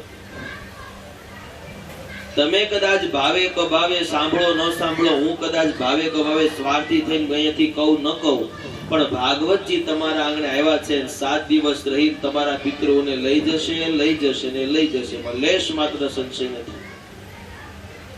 પણ તમારા જીવનને સુધારવાને માટે આ કથા છે. ભાગવત કથાના ગ્રંથકારો તો એવું પણ કહે છે કે માણસનું મૃત્યુ સુધારવા માટે ભાગવત કથા છે. તમારા મરણને સુધારવું હોય ને તો એના માટેની આ ભાગવત કથા છે. અત્યાર સુધી જે કાંઈ હોય, કોકનામાં 50 વહી જાય, કોકના 55 વહી જાય, કોકના 30 વહી ગયા, જે ક્યાંય જવા દે. આજથી નવો જન્મ, નવો દિવસ, નવું જ્ઞાન, નવો વિચારની સાથે ચાલો. જેટલું બચ્યું છે એને સાર્થક બનાવો. ક્યારે બનશે? તમારું મન, તમારું ચિત્ત એકાગ્ર હશે. કરતા હોય એક કામ ને બીજા કામની અંદર તમારું મન હોય તો બીજું કરો ઈ હારું ન થાય, જે કરતા હોય ઈ હારું ન થાય. એકે બાજુ તમે રહ્યો નહીં. એવા ભગવાન જે ચિત્તની અંદર પણ દેવ તત્વ રહેલું છે, એવા ભગવાન કૃષ્ણને અમે નમીએ છીએ. સત, ચિત્ત અને આનંદ. એક શબ્દમાં 3 શબ્દ છુપાયેલા, સચ્ચિદાનંદની અંદર. ત્રીજો છે ભગવાન આનંદ સ્વરૂપ છે. હંમેશા તમામ જીવ માત્રે આનંદની અંદર રહેવું જોઈએ. એ પણ આપણને ભગવાન શીખવાડે છે. તમારી સામે 5 ભગવાનના સ્થાપન છે ને, એમાં જો બધા ભગવાનના ફોટા છે, બધા ભગવાન દાંત કાઢે છે. કોઈનું મોઢું આમ તેમ છે કઈ? એ ભગવાન મને તમને શીખવે છે કે માણસે હાલતા, ચાલતા, બેસતા, ઉડતા કોઈ પણ પરિસ્થિતિની અંદર આનંદમાં રહેવું જોઈએ. જે પોતે આનંદમાં રહે છે તે દેવ તત્વ છે. તમારા મુખને, તમારા વદનને હંમેશા હસતું રાખવું જોઈએ. એટલે માણસ સામે ગમે એવું ટેન્શન લઈને આવ્યો હોય તો એ મોજમાં આવી જાય. અને તમારી સામે કદાચ કોઈ ટેન્શન આવવાનું હોય તો એ પણ હટી જાય. પણ માણસે આનંદમાં રહેવું જોઈએ. વર્તમાન કાળની અંદર માણસ વધારે કમાય છે તો આનંદ વયો જાય છે, અને ઓછું કમાય તો આનંદ વહી જાય છે. દર મહિને આપણે 50 પડતા, હવે લાખ આવવા મળ્યા, હવે એ 50 શું કરશું? એમાં માણસ પોતાનો આનંદ ભૂલી જાય છે. થાય છે ને આવું બધું? મને તમને બેન આવું થાય. મારો પોતાનો અનુભવ છે, તમારો અનુભવ છે, આપણે બધા સંસારી છીએ. એ વાતને જોઈ માણસ પોતાના આનંદને ભૂલી જાય છે. જો કે તમારા ઘરે આવ્યો છું, વખાણની વાત મને ફાવશે જ નહીં. જે છે એ સત્ય કહેવાનું હોય. જ્યારે જ્યારે તમારા ઘરે આવી છે, બહુ બધી વાર જમવા આવ્યા છે, એવા કામ કરવા આવ્યા છે, નાના મોટા બધા આનંદમાં હોય છે. એકબીજાને તમે આનંદમાં રાખો છો. છોકરાઓને છોકરાને જેમ થઈ જાય છે, વડીલને વડીલ જેમ થઈ જાય. આવું જ્યારે ઘરનું વાતાવરણ હોય ત્યારે એકબીજાને કોઈને સંશય રહેતો નથી. એટલે ભગવાન અહીંયા શીખવે છે, જે પોતે આનંદ રૂપ છે તેવા ભગવાનને અમે નમીએ છીએ. સચ્ચિદાનંદ રૂપાય, જે સત, ચિત્ત અને આનંદનું રૂપ છે. આ પેલું પદ આપણું પૂરું થયું. સચ્ચિદાનંદ રૂપાય વિશ્વોત્પત્તિયાદિ હેતવ. બીજું પદ કહે છે વ્યાસજી ખૂબ સુંદર રચના કરી છે. વિશ્વોત્પત્યાદિ હેતુએ, વિશ્વની ઉત્પત્તિને માટે જેનો જન્મ થયો છે, વિશ્વની ઉત્પત્તિને માટે જે કારણભૂત છે એવા ભગવાનને અમે નમીએ છીએ. બ્રહ્મા, વિષ્ણુ, મહેશ આ ત્રણ દેવ આપણે કહેવાય છે. ભગવાન બ્રહ્માજી છે ને જગતને કરતા છે, ઉત્પન્ન કરતા બ્રહ્માજી છે. આ જગતની સૃષ્ટિ ઉત્પત્તિ બ્રહ્માજીએ કરી. ત્યારબાદ ભગવાન વિષ્ણુ, વિષ્ણુ પરમાત્મા છે એ પાલનહાર છે. આપણા બધાનું ભરણ પોષણ જીવન ચલાવવાનું કામ ભગવાન વિષ્ણુનું છે. અને શિવ છે એ ભગવાન સંહારક છે. જ્યારે જ્યારે મારો તમારો પાપનો ઘડો ભરાઈ જાય, જ્યારે સમય આવી જાય, લખાણ પૂરું થાય, ત્યારે ભગવાન શિવ આપણો સંહાર કરી જાય. એવા ભગવાન આ ત્રણ ઉત્પત્તિના કારણ, એવા વિશ્વની ઉત્પત્તિને માટે જે કારણભૂત છે, જે તત્વ છે, એવા ભગવાનને અમે નમન કરીએ છીએ. વિશ્વોત્પત્તિ આદિ હેતવે. ત્રીજા તબક્કાની અંદર પ્રવેશ કરીએ તો કીધું તાપત્રય વિનાશાય. માણસના જીવનની અંદર તાપત્રય, ત્રણ પ્રકારના તાપ. તાપ એટલે કે દુઃખ છે. આદિ દૈવિક, આદિ ભૌતિક અને આધ્યાત્મિક. આ ત્રણ પ્રકારના દુઃખથી માણસ તળવાયેલો છે. કોઈને આર્થિકતાનું દુઃખ હોય, કોઈને વ્યવહારિકતાનું દુઃખ હોય, કોઈને સાંસારિક દુઃખ હોય, કોઈને શારીરિક દુઃખ હોય. દરેક જીવ માત્ર એ દુઃખી છે. ભગવાન પોતે કીધું છે કે સંસાર છે ને તે દુઃખનું મૂળ છે. એક વખત માતાના ગર્ભની અંદર તમે આવી ગયા ત્યારથી દુઃખ છે, અને ચિતાએ ચડો ત્યાં સુધી દુઃખ દુઃખ ને દુઃખ મળવાનું જ છે. એમાં ક્યાં નવાય છે? અને ભગવાન એવું કહી ગયા છે કે તમને દુઃખ મળશે, છતાં પણ આપણે જોતું નથી. હે વાટ જ છે ને કે ક્યારે વયું જાય.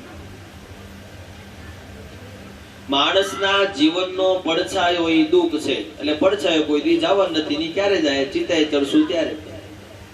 એટલે એક વખત તમારા મનની અંદર ગાંઠ વાળી લો કે દુઃખ તો આવવાનું જ છે.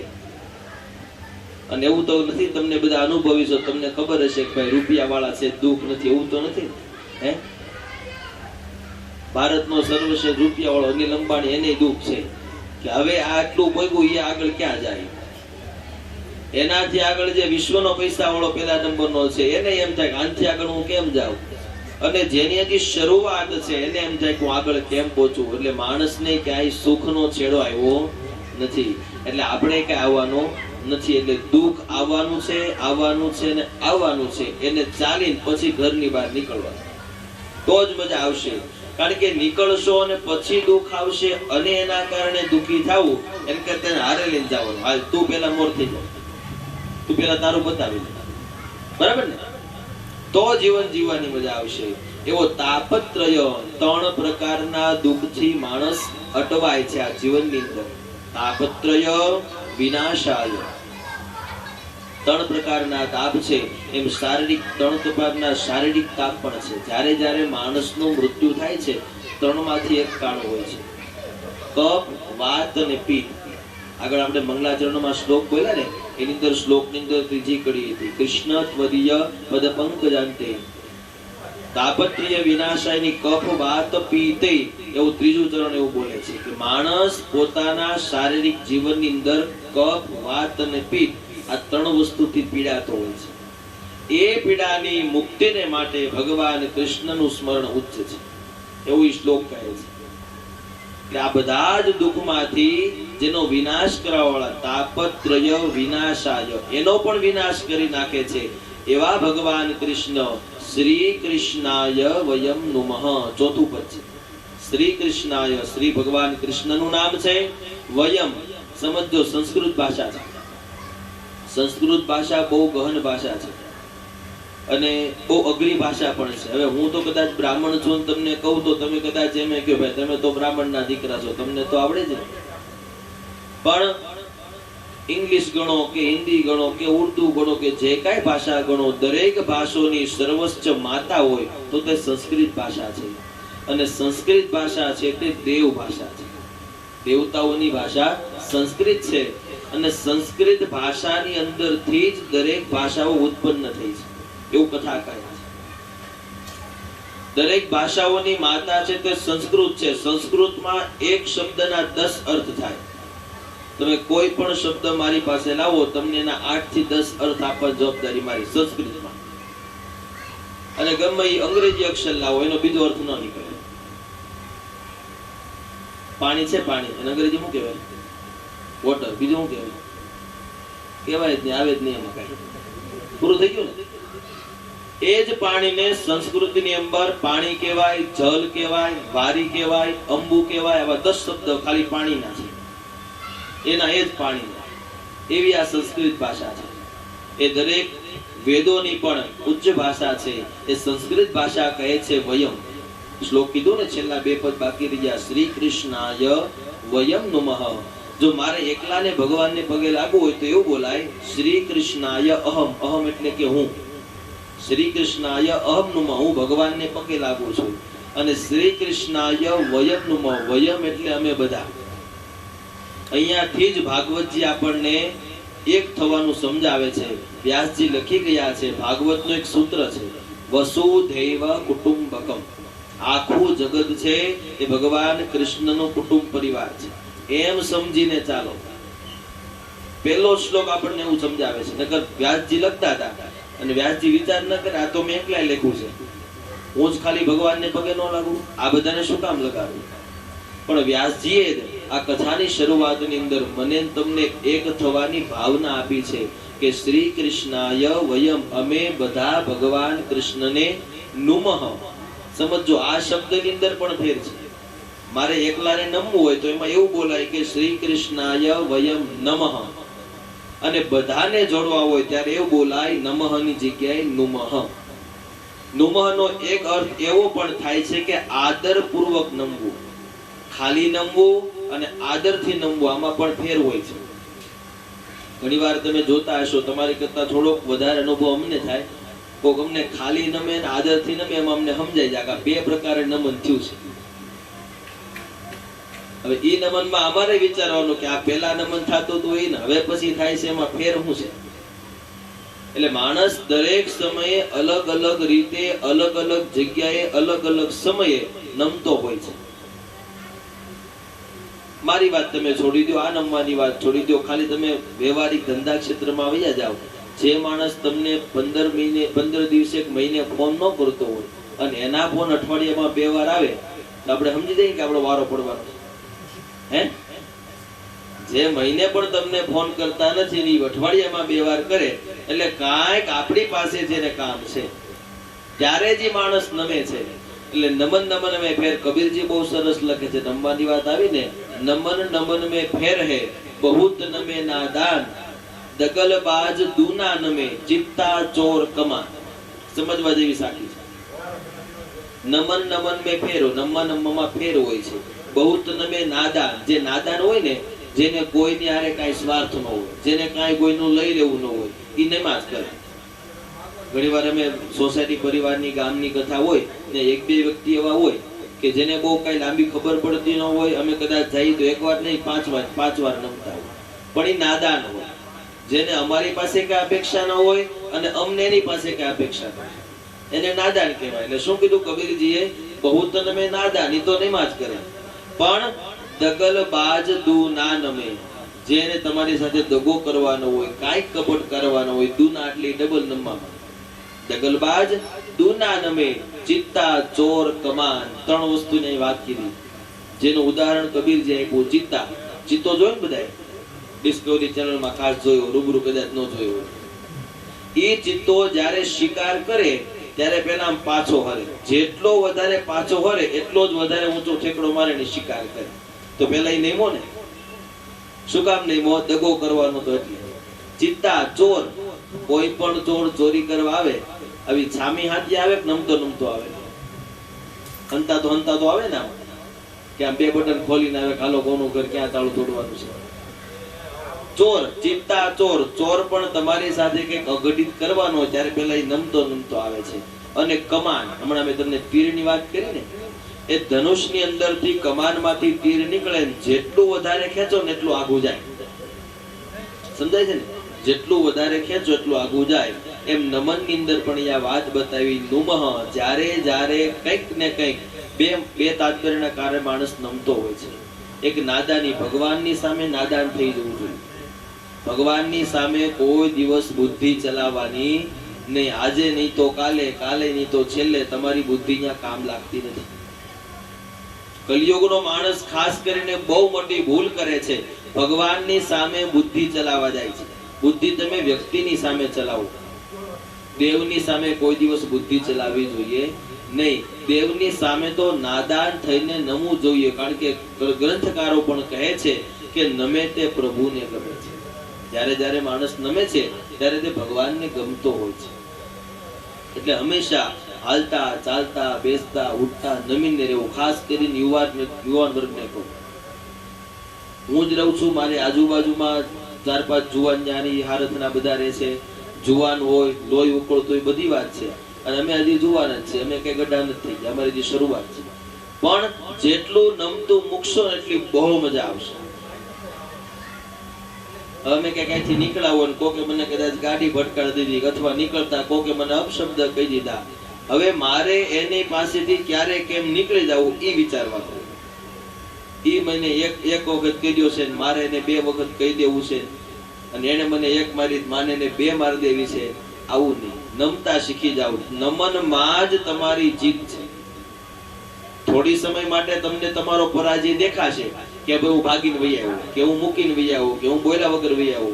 પાછળની જે મજા હશે ને એ તમને ઓલી મજા જેવી આવશે નહીં. માટે હંમેશા ને માટે નમી જવું. શું થઈ જાય? નમી જાવ તો શું થઈ જાય? અત્યારના માણસને એક જ વસ્તુ છે કે નમી તો અમારો ઈગો થાય. એવું થાય ને? હે, આપણે કઈ થોડા કમ છે. હાર્દિકભાઈ આ બધું ચડાવી બેઠા હોય, હમણાં આવે છે,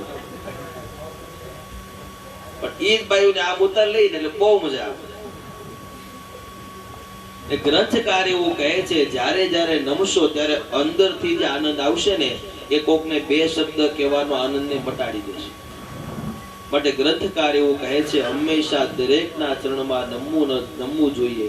અને કોણ ન નમે સમજજો. જો તમે કેટેગરીમાં આવતા હોય તો તમારે નહીં નમવું.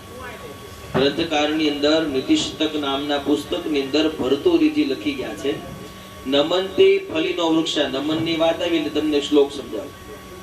નમંતી ફલીનો વૃક્ષ નમંતી ગુણીનો જના શુષ્ક કાષ્ટશ્ચ મૂર્ખશ્ચ ન નમંતી કદાચન.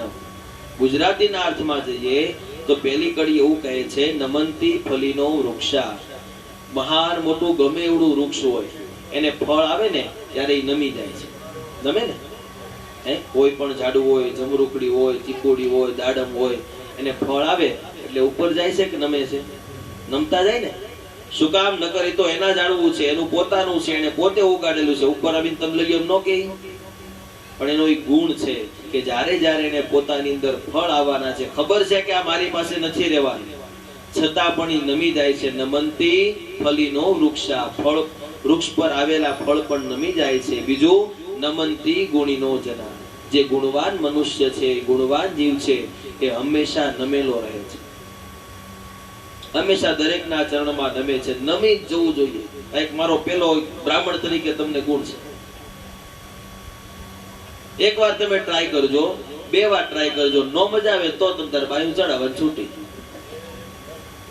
2 થી 3 વાર ખાલી ટ્રાય કરો. ખબર છે સામેવાળાની ભૂલ છે, તમારો જે વાત નથી, છતાં પણ તમારે તમારી ભૂલને સ્વીકારીને નીકળી જવાય. નમંતી ગુણીનો જના. ગુણવાન મનુષ્ય હંમેશા નમતો હોય છે. પણ કોણ ન નમે? શુષ્ક કાષ્ટશ્ચ મૂર્ખશ્ચ. એક સુકાઈ ગયેલું લાકડું. સુકાઈ ગયેલું લાકડું હોય ને એ કોઈ દિવસ વળે નહીં. આ લીલું છોડ છે, એ પીપળાનો છોડ છે, બાજુ જો પટલો પટલો, એને વાળો ને તો આમ વળી જાય. એની જ બાજુ જો લાકડી છે સુકાઈ ગઈ, એને વાળો જો હમણાં શું થાય? ભાંગી જાય. શુષ્ક કાષ્ટશ્ચ મૂર્ખશ્ચ. સુકાઈ ગયેલું લાકડું ભાંગી જશે પણ કોઈને નમશે નહીં. અને બીજું શું કીધું છેલ્લે? મૂર્ખશ્ચ. મૂર્ખ માણસ કોઈ દિવસ કોઈના ચરણમાં નમતો નથી. જો તમે કોઈ દિવસ કોઈના ચરણમાં ન નમો તો તમારા અને મૂર્ખમાં કોઈ ફેરફાર રહેતો નથી. એટલે ભગવાન અહીંયા શ્લોકની અંદર એવું કહે છે, શ્રી કૃષ્ણાય વયમ નુમઃ. તમે પણ નમો અને બીજાને પણ નમતા શીખવાડો. એવો આ શ્લોક સચ્ચિદાનંદ રૂપાય વિશ્વોત્પત્તિયાદિ હેતવે તાપત્રય વિનાશાય શ્રી કૃષ્ણાય વયમ નમઃ. અહીં આપણો પહેલો શ્લોકનું મહત્વ ભાષાંતર પૂરું થઈ ગયું. સમજાઈ ગયું ને? આગળ આપણે પ્રવેશ કરીએ. સુતજી કહે છે ધીમે ધીમે ધીમે ધીમે કથાના મહાત્મ્યની અંદર પ્રવેશ કર્યો. ક્ષીરસાગરની અંદર ભગવાન પૂર્ણ પુરુષોત્તમ નારાયણ સુતા છે. બ્રહ્માજી દ્વારા આ અરણ્ય કહેવામાં આવ્યું છે. બ્રહ્માજીના માનસ પુત્રો સનક, સનંદન, સનતકુમાર, નાચિકેત જે બ્રહ્માજીના પુત્રો છે એ વન વિચરણ કરવા માટે નીકળેલા છે. ક્યાંક એમને ભગવત કથા મળે, ભગવતના ગુણાનુવાદ મળે એવી પ્રાપ્તિને માટે એવી વિચારધારાને લઈ અને એ લોકો નીકળેલા છે. એવામાં ધીમે ધીમે ધીમે ધીમે સમય વીત્યો.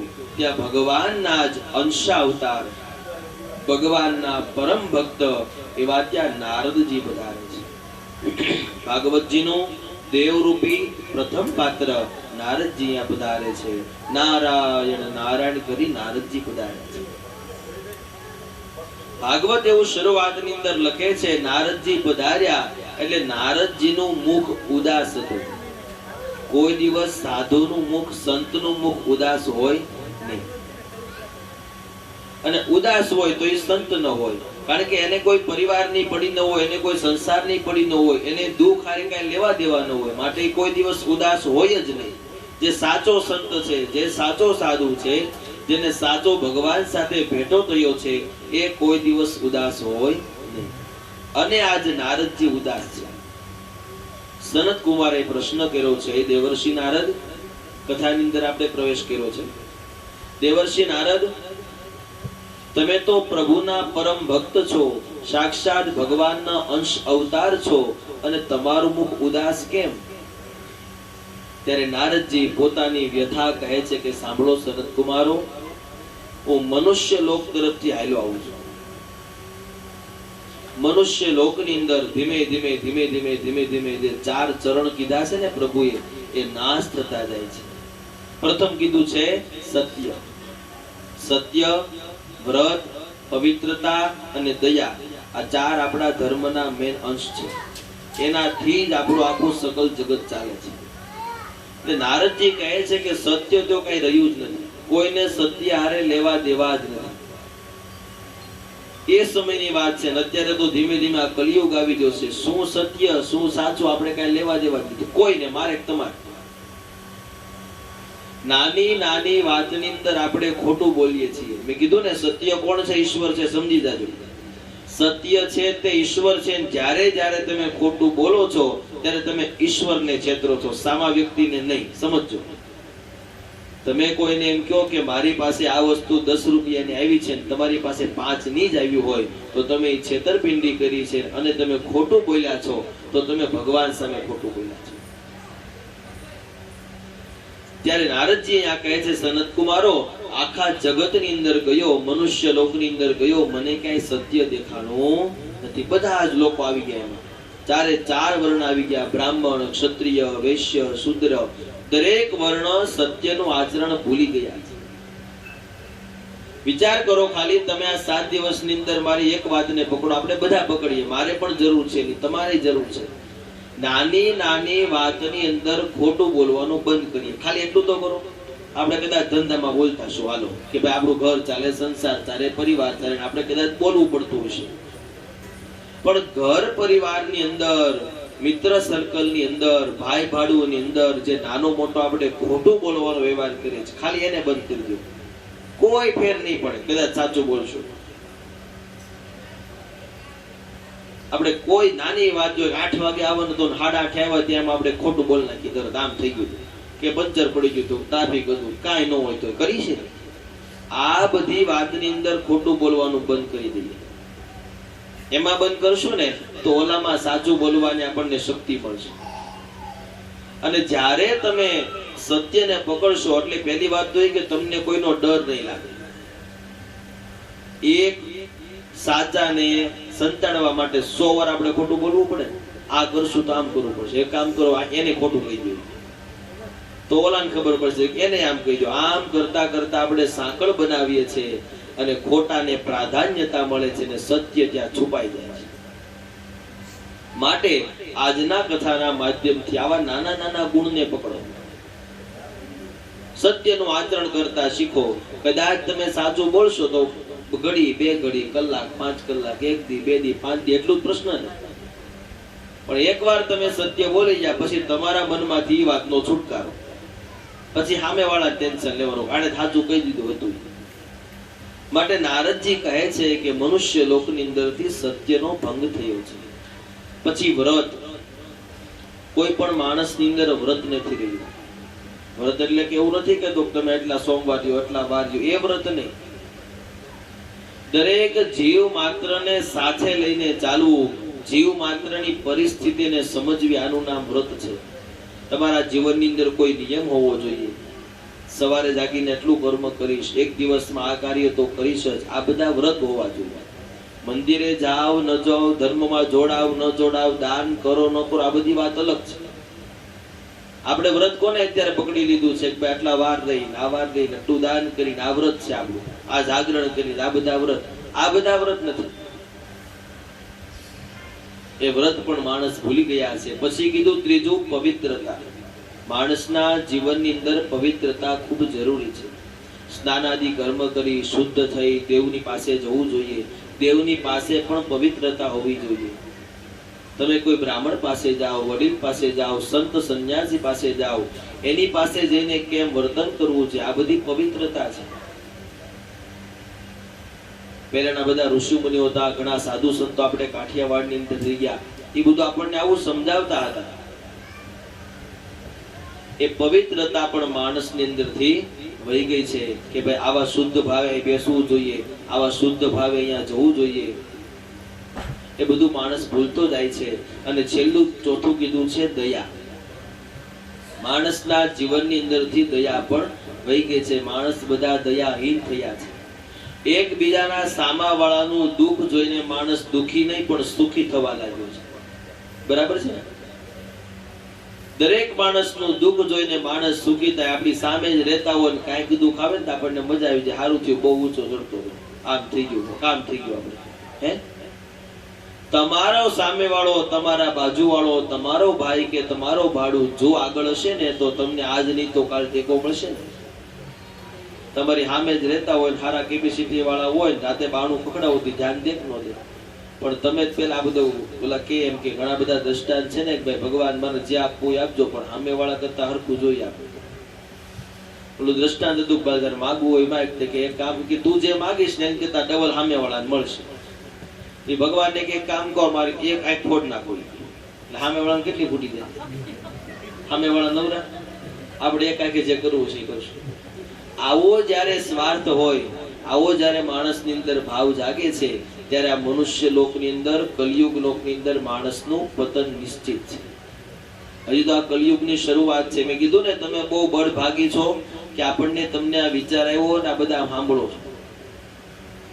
આપણે કલયુગની અંદર જીવીએ છીએ. આ યુગ છે એ કલયુગ છે, પણ હજી તમારા કે મારી અંદર કલયુગ આવ્યો નથી. જો તમારા એક વ્યક્તિની અંદર બેઠા છો એમાંથી કે મારામાંથી કલયુગ આવ્યો હોય તો આવો કોઈ વિચાર આવે. આટલો ખતરનાક કલયુગ છે.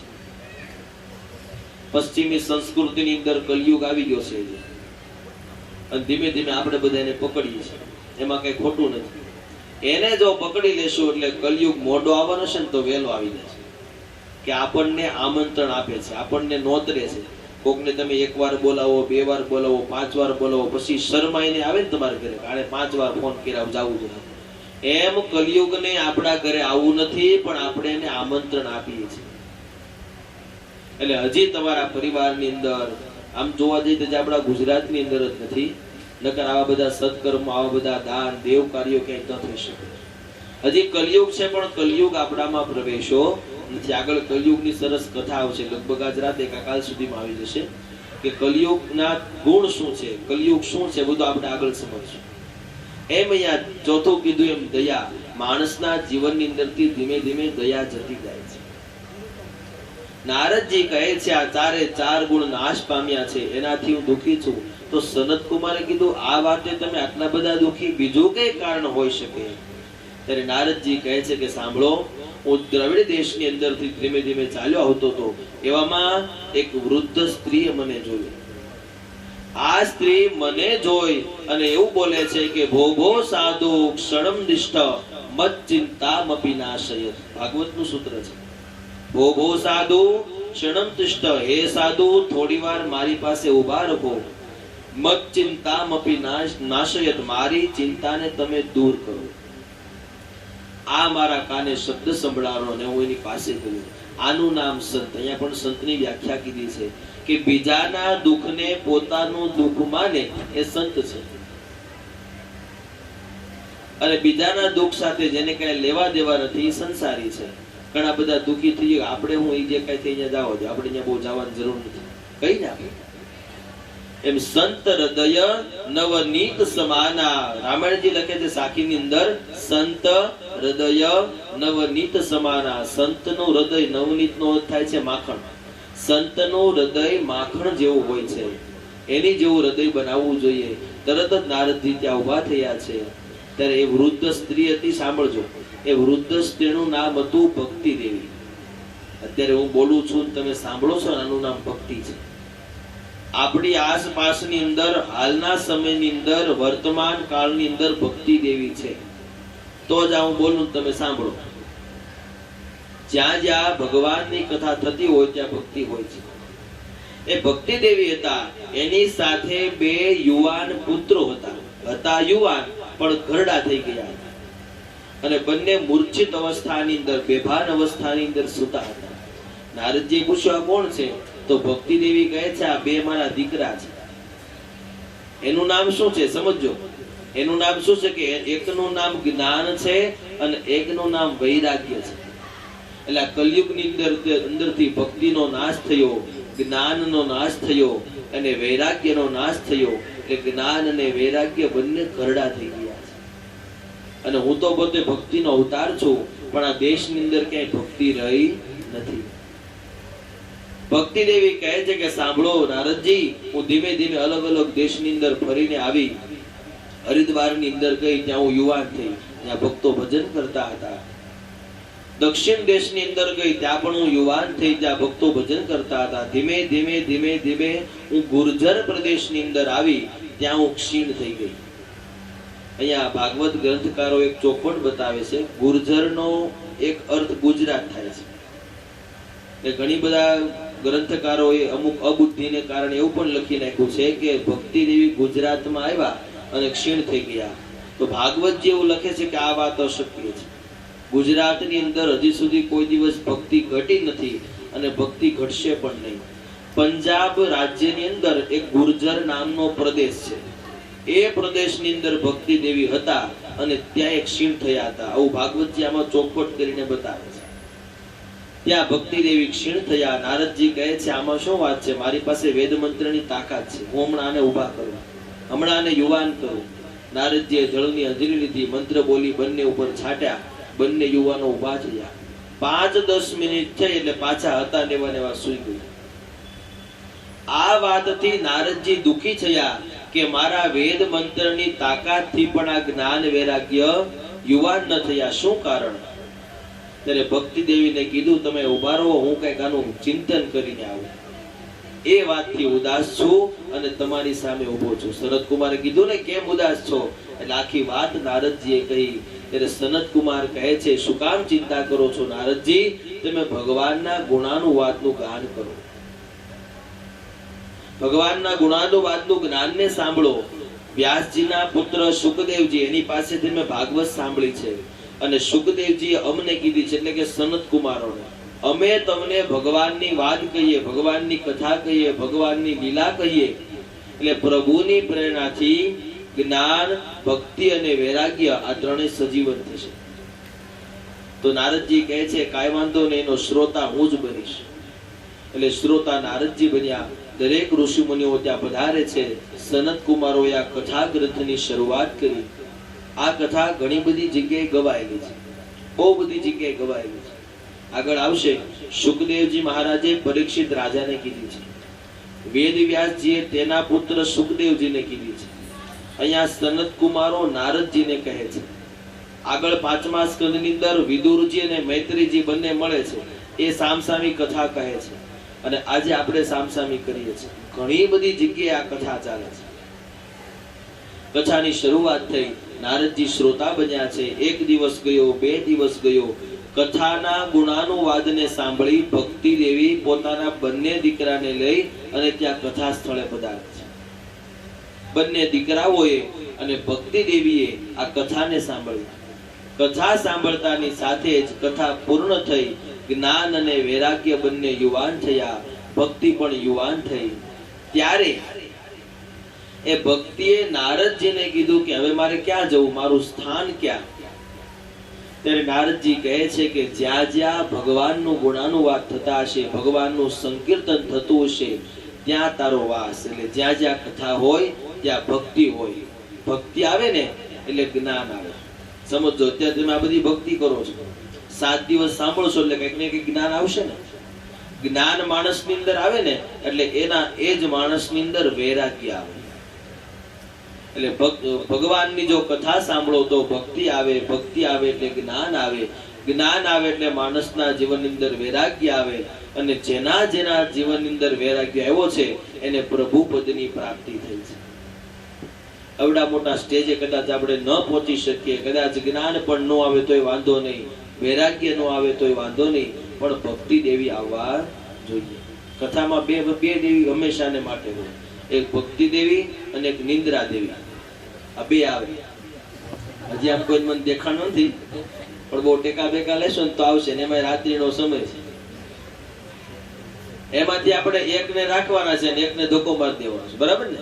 ભક્તિ દેવીને આપણી પાસે રાખવાના છે અને નિંદ્રા દેવીને જવા દેવાના છે. કથા એવું પણ કહે છે કે કથા સમયે સૂવું જોઈએ નહીં. અને કદાચ જો કોઈથી સુવા જાય અને બાજુવાળાને ખબર પડે તો એને ટકોર મારીને જગાડવા પડે. તમે જો જોયા કરો કે ભાઈ સુઈ ગયા છે તો એનું પાપ તમને લાગે.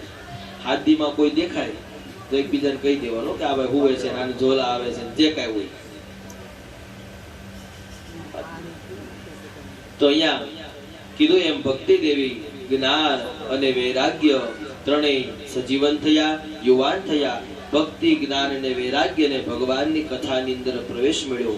નારદજીએ સનત કુમાર, નાચિકેત બધાનો આભાર માન્યો કે તમારા કથાના ગુણાનુવાદથી ભક્તિ દેવીનો જે પ્રશ્ન હતો એમને મુક્તિ મળી ગઈ. આટલું કઈ નારદજી પણ વિચરણ કરે છે.